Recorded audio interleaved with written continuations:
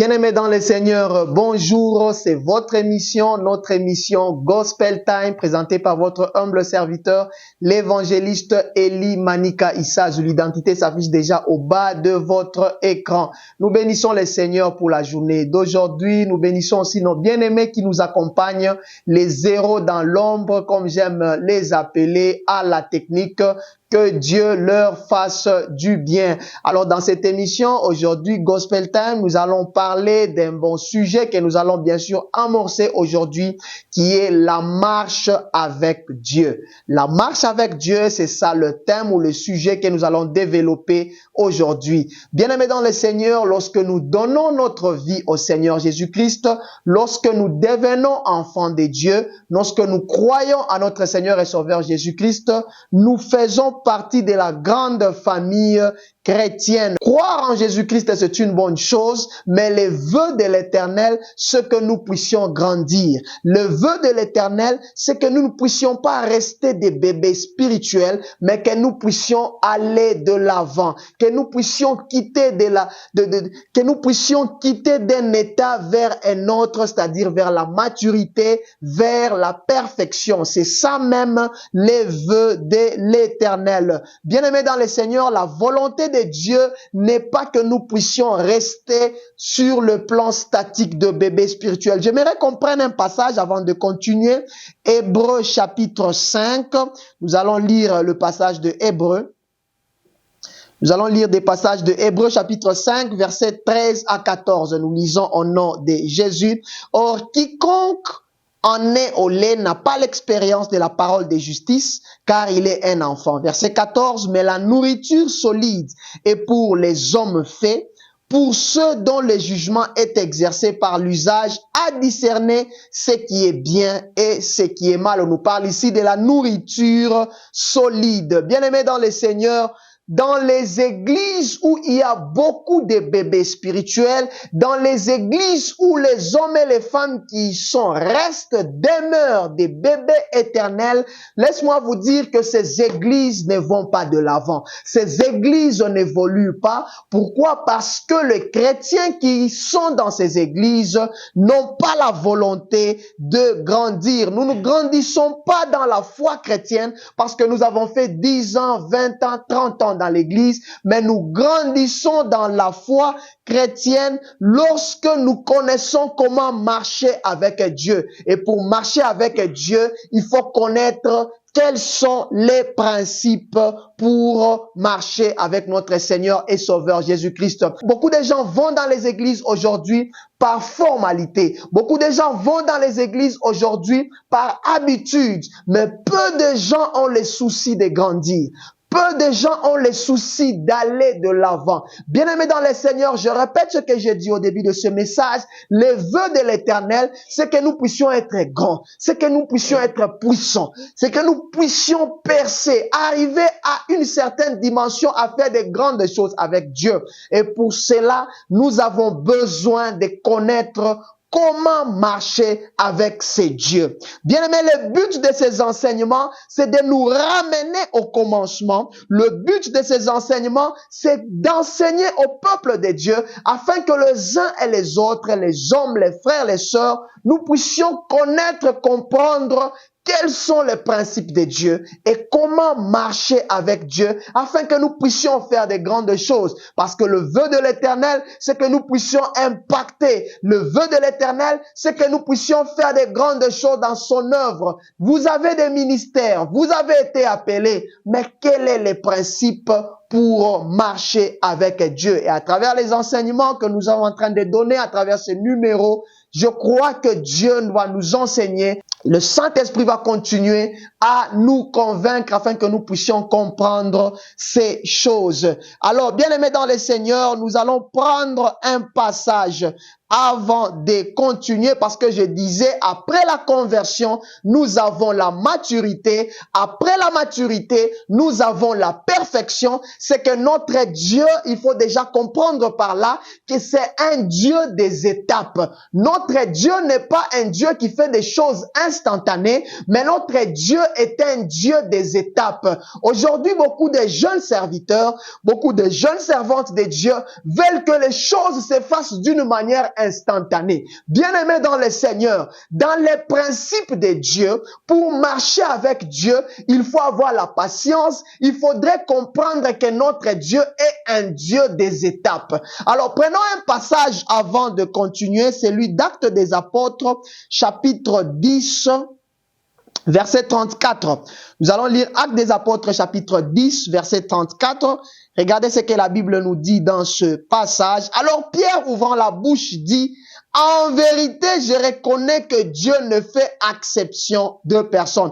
J'aimerais qu'on puisse souligner, Dieu ne fait exception de personne. Et ça, c'est très important. Bien aimé dans le Seigneur, la manière de que Dieu fait le choix, ce n'est pas de la manière dont nous les hommes, nous faisons le choix. La Bible nous dit, Dieu ne fait exception de personne. Lorsque nous lisons le passage de 1 Samuel, chapitre 2, verset 8, nous allons trouver l'histoire du prophète Samuel, lorsque Dieu lui dit d'aller oindre un roi dans la maison d'Isaïe, et lorsque Samuel arrive, Samuel commence à se fier aux apparences, au lieu d'écouter la voix de Dieu. Et ça, c'est parmi les erreurs que plusieurs hommes de Dieu nous sommes aussi en train de faire. Bien-aimés dans le Seigneur, parmi les principes de Dieu, nous devons connaître que les voies de Dieu sont insondables. La Bible dit dans Ésaïe, autant que le ciel est élevé au-dessus de la terre, autant les voies de Dieu sont, ses pensées est élevées au-dessus de nos pensées. Bien-aimés dans le Seigneur, laisse-moi vous dire que nous devons apprendre à se fier au choix de Dieu qu'au choix des hommes. Le problème que nous avons aujourd'hui dans nos églises, c'est que beaucoup nous sommes en train de se fier à l'apparence. Beaucoup nous sommes en train de se fier à nos choix et nous refusons d'accepter le choix de Dieu. Pendant que le passage que nous venons de lire, la parole de Dieu nous dit, Dieu ne fait exception de personne. Regardez ce qui se passe aujourd'hui dans nos églises. Nous avons des personnes pour leur donner telle responsabilité, il faudrait qu'ils soient de telle ou telle autre tribu. Lorsque le tribalisme se retrouve en nous, lorsque le parti pris se retrouve en nous, sachant que nous sommes encore loin, sachant que nous ne marchons pas avec Dieu. Une personne qui marche avec Dieu, on ne va pas retrouver le tribalisme en lui. Une personne qui marche avec Dieu, on ne va pas retrouver le parti pris en lui, parce que c'est une personne qui va savoir avoir l'esprit de discernement et qui saura écouter la voix de Dieu. 1 Samuel chapitre 16, versets 6 à 12, le passage que nous avons dit sur l'histoire du prophète Samuel. Lorsque nous lisons ce passage, nous voyons bien sûr que le prophète Samuel est devant un dilemme parce qu'il est en train de vouloir se fier à l'apparence. Bien-aimés dans le Seigneur, lorsque nous marchons avec Dieu, sachons ne pas se fier aux apparences. Plusieurs ministères ont échoué parce que les personnes se sont fiées aux apparences.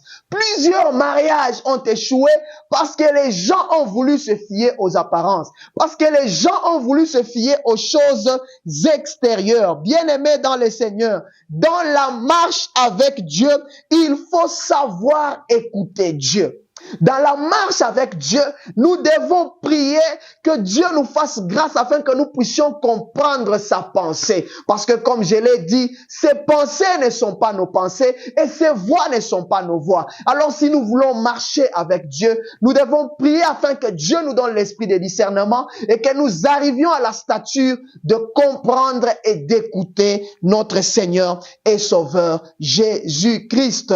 Parce qu'il continue à nous parler. Nous allons prendre un autre passage dans 1 Roi, chapitre 19, verset 16. Je rappelle aux chers téléspectateurs que nous sommes en train de parler sur la marche avec Dieu. Pour marcher avec Dieu, nous devons respecter ses principes.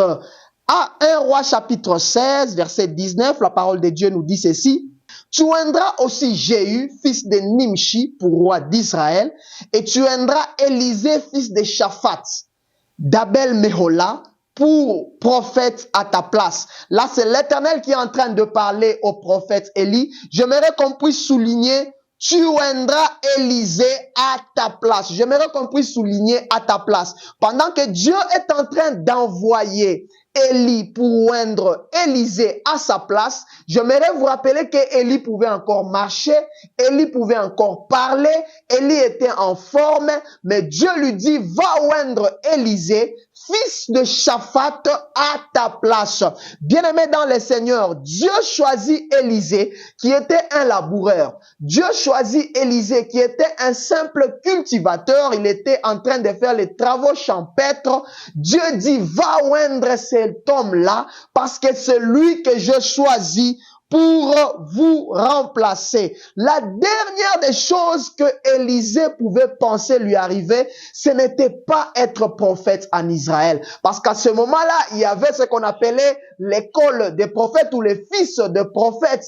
Élisée n'était pas parmi ceux qui étaient formés, préparés à être prophète. Mais Dieu dit à Élie, va oindre Élisée à ta place.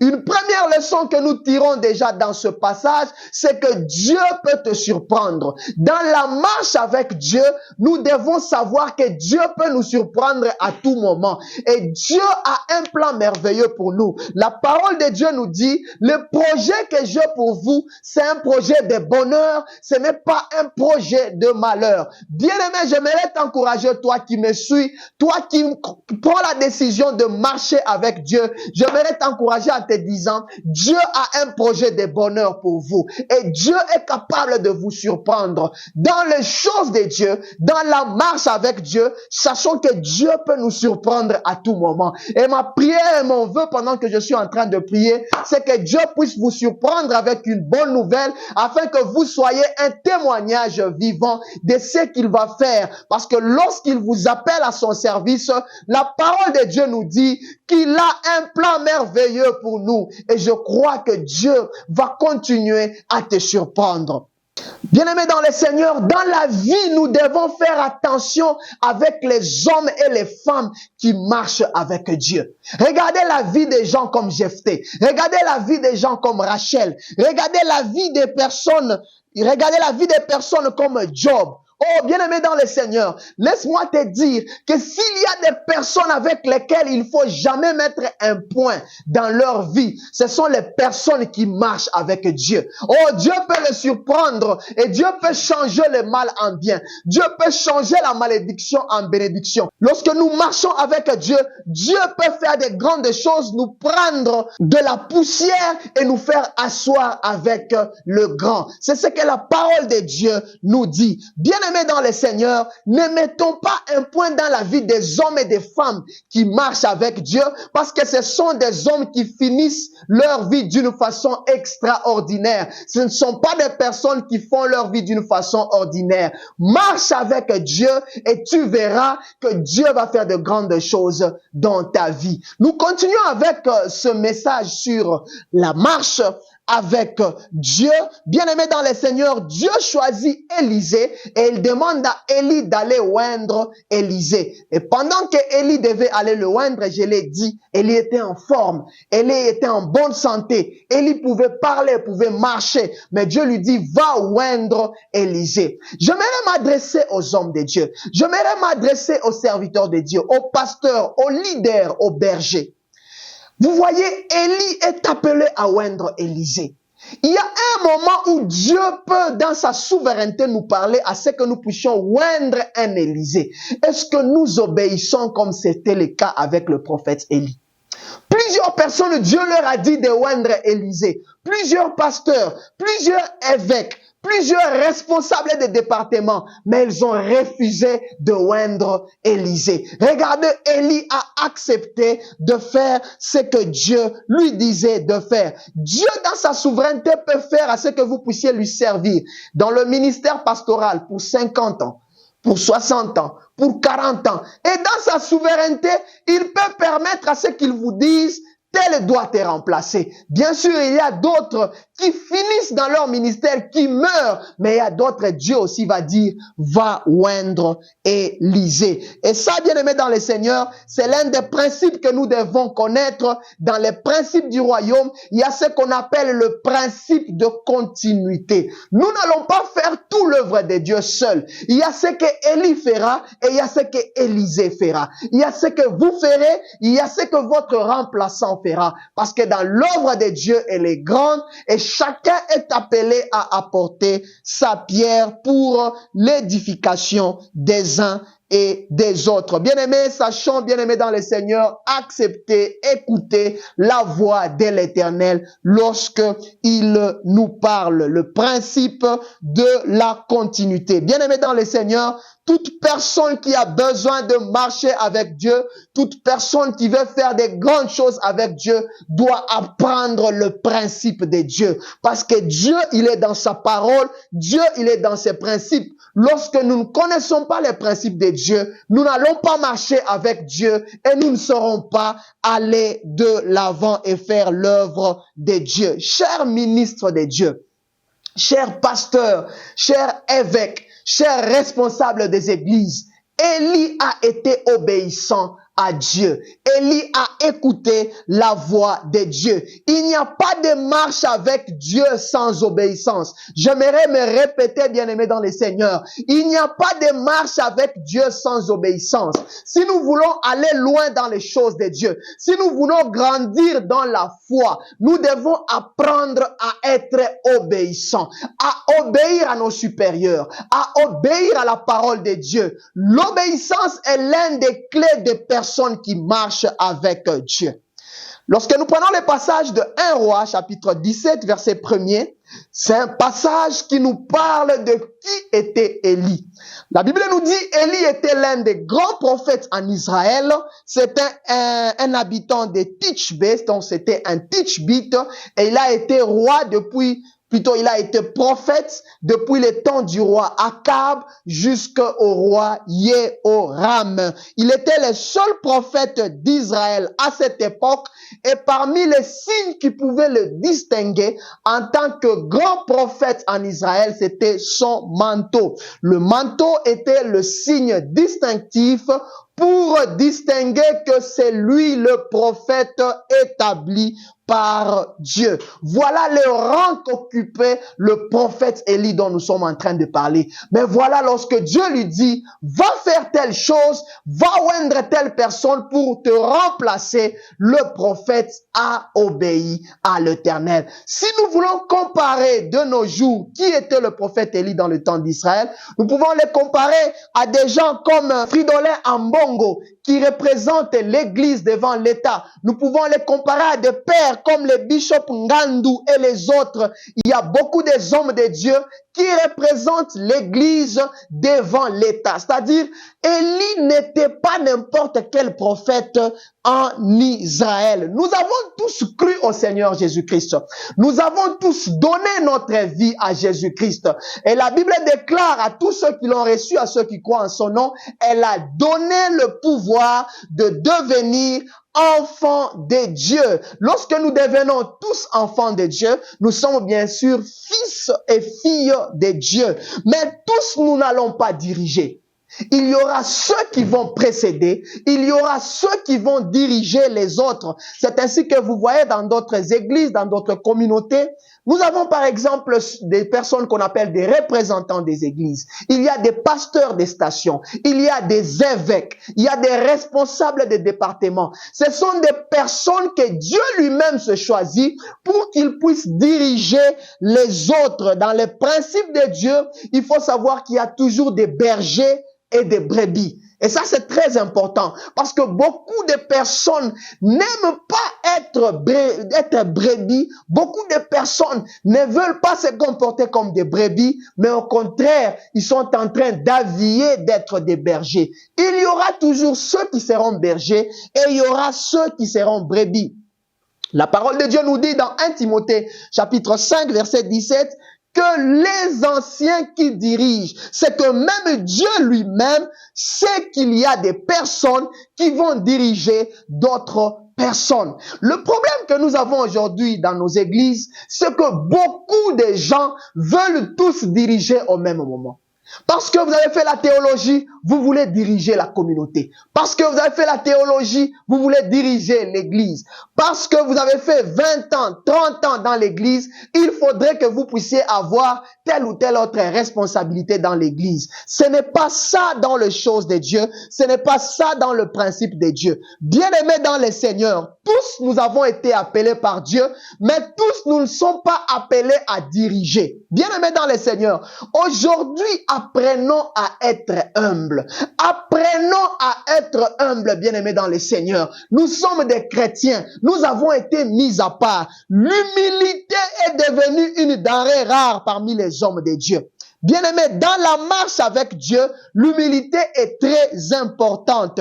Il n'y a pas de réussite dans la marche avec Dieu sans humilité. C'est très important que nous puissions apprendre à être humbles. La parole de Dieu nous dit dans Proverbe que l'humilité précède la gloire. Combien sont ceux qui acceptent que les autres puissent diriger? Combien sont ceux qui acceptent que les autres soient aussi de l'avant pour diriger les autres? Combien acceptent que les autres soient bergers et que eux soient brebis? L'humilité est rare parmi les enfants de Dieu. L'humilité devient rare parmi les hommes de Dieu. Bien-aimés dans le Seigneur, apprenons à être humbles. Même dans la ville de Lubumbashi, lorsque vous demandez qui sont les pères de la ville de Lubumbashi, les pères spirituels, vous allez voir que c'est difficile pour les uns de les citer. Pourquoi? Parce qu'il y a de moins en moins l'humilité. Apprenons qu'il y a des personnes que Dieu a mises à part, des personnes que Dieu s'est choisies, afin que ceux-là puissent représenter l'Église devant l'État,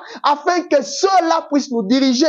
Je prends l'exemple de la ville de Lubumbashi. Nous avons des gens comme le bishop Jacques Kalabo. Nous avons des gens comme le pasteur Ngandu, le pasteur Pierre Kyungu, le pasteur Zachary Kabengele. Nous avons beaucoup des hommes de Dieu que Dieu s'est choisi lui-même afin qu'ils puissent diriger le peuple de Dieu à Lubumbashi, qui représente l'Église devant l'État. Est-ce que nous avons l'humilité?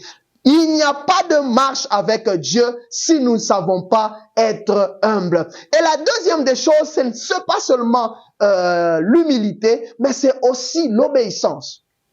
Nous avons dit bien sûr que Élie a été obéissant en écoutant la voix de Dieu. Il a accepté d'aller oindre Élisée, fils de Shaphat, comme prophète. Combien sont obéissants aujourd'hui? Bien-aimés dans le Seigneur, il n'y a pas de marche avec Dieu sans obéissance. L'obéissance, c'est quelque chose de très important. La parole de Dieu nous dit que l'obéissance vaut mieux que le sacrifice.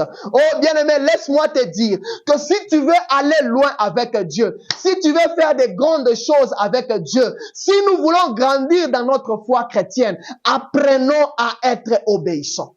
Est-ce que nous sommes obéissants à nos supérieurs, obéissants à notre Dieu, obéissants à la parole de Dieu? Aujourd'hui, l'obéissance est aussi devenue une denrée rare. Bien-aimés dans le Seigneur, vous trouvez dans des églises les chantres qui n'obéissent pas à leur conducteur des chorales. Vous trouvez dans des églises des chantres qui n'obéissent pas au président des chorales. Les jeunes n'obéissent pas au président des jeunes. Il y a même les hommes de Dieu, les servantes de Dieu en plein culte. Le modérateur dira: tenons-nous debout. Il y a des uns qui ne vont pas le faire parce que nous manquons l'obéissance. Bien-aimés dans le Seigneur, l'obéissance est quelque chose de très important si nous voulons marcher avec Dieu. Et Dieu, je dis, il est dans ses principes. Si nous voulons faire de grandes choses avec Dieu, apprenons à être obéissants. Parce qu'avec l'obéissance, vous verrez que nous irons loin. Nous sommes bientôt à la fin de cette émission. Aujourd'hui, nous avons introduit l'enseignement sur la marche avec Dieu. Nous avons parlé de plusieurs choses. Le but de ces enseignements, c'est que les hommes de Dieu, les servantes de Dieu, nous chrétiens, nous puissions apprendre à marcher avec Dieu. Parce que comme je l'ai dit au départ, le vœu de l'Éternel, ce n'est pas que nous puissions rester des bébés spirituels, mais la volonté de Dieu, c'est que nous puissions grandir, que nous puissions arriver à une stature de maturité, de perfection. Et nous avons dit, bien-aimés dans le Seigneur, que Dieu est un Dieu des étapes. Apprenons à respecter les étapes et nous verrons que Dieu va nous faire grâce. Nous avons parlé sur l'humilité. Si nous sommes humbles, nous allons marcher avec Dieu. Dieu fait grâce aux humbles. Nous avons aussi parlé sur l'obéissance. Bien-aimés dans le Seigneur, il n'y a pas de marche avec Dieu sans obéissance. Les hommes et les femmes de Dieu, les hommes et les femmes qui veulent aller loin avec Dieu sont appelés, bien-aimés dans le Seigneur, à être des personnes humbles. Ils sont appelés, bien-aimés dans le Seigneur, à être des personnes obéissantes. Et vous verrez que Dieu vous fera grâce, vous ferez de grandes choses avec Dieu. Alors pour aujourd'hui, nous terminons par là. Et bien sûr, prochainement, nous allons continuer et développer ce grand thème qui est la marche avec Dieu. Il y a des bien-aimés qui nous ont suivis à travers ce message et qui prennent la décision de ne plus être désobéissants, qui prennent la décision d'être humbles, d'écouter Dieu, parce que nous avons dit, si nous voulons aller loin, ne nous fions pas à nos apparences, mais ne nous fions pas à nos apparences, mais apprenons plutôt à écouter Dieu. Et il y a certaines personnes qui ont pris la décision d'écouter Dieu. Il y a d'autres serviteurs et servantes de Dieu à qui Dieu avait déjà parlé d'aller oindre un Élysée. Et ce message a été un rappel pour vous. Alors nous allons prier pour tout cela avant de terminer ce message. Prions. Éternel Dieu, nous te bénissons, nous te rendons grâce. Merci pour ce message, merci pour cet enseignement. Nous voulons apprendre à marcher avec toi parce que nous comprenons que ton vœu, c'est que nous puissions aller de l'avant. Nous comprenons que ton vœu, c'est que nous puissions grandir spirituellement. Nous comprenons que ton vœu, c'est que nous ne puissions pas rester des bébés spirituels. Aide-nous, Seigneur, à marcher dans la foi afin que ces jours-là, nous soyons couronnés. Merci, Seigneur, pour mon bien-aimé, ma bien-aimée qui m'a suivi. Merci, Seigneur, pour ceux qui nous ont suivis même en ligne. Qu'ils soient bénis, que tu les restaures. Toi, les Dieu qui surprend, qu'une bonne nouvelle puisse arriver dans la vie de mon frère, dans la vie de ma sœur qui m'a suivi et qui a suivi ce message avec foi. Nous avons ainsi prié au nom de Jésus. Amen. Alors, bien-aimés dans le Seigneur, nous sommes à la fin de cette émission Gospel Time. Nous bénissons le Seigneur pour cette journée. Nous bénissons l'équipe technique des membres, des hommes, des frères. Nous bénissons nos bien-aimés de BMG qui nous accompagnent, ceux dont j'aime appeler les héros dans l'ombre, que Dieu continue à leur faire grâce. C'était votre émission, notre émission Gospel Time présentée par votre humble serviteur, l'évangéliste Eli Manika Issa. Nous serons très heureux que vous puissiez entrer en contact avec nous afin que nous puissions partager. Que Dieu vous bénisse. À la prochaine. Bye bye.